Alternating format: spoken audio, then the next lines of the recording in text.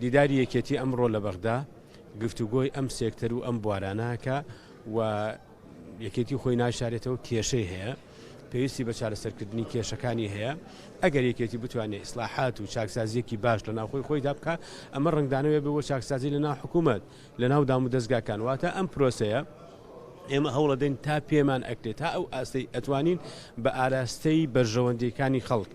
بە ئاراستی ئەو یەکێتیانەی کە گلەییان لە دۆخی ئێستا هەیە بە ئاراستەی ئەو کلێنانەی کە لە کۆنگرە پڕ نەکرانەوە و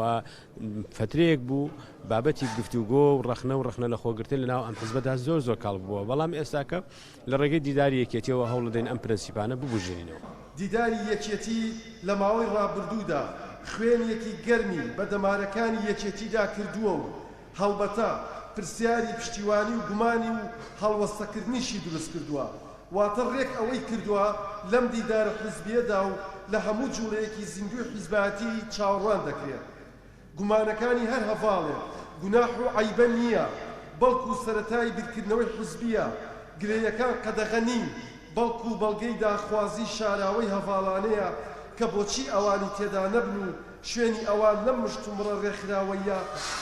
چۆنە و چییە و لەکوێدایە. واتە گلەیەکان ڕەتکردنەوە و پەسەندکردنەکان ڕێک خۆی بەشێکە لە دیداری یەکێتی ڕێک بەشێکە لە سەرکەوتنی ئەم دیدارە و خواستێکە بۆ بنمچێکی بەرزتری پێشبینی و چاوەڕوانی.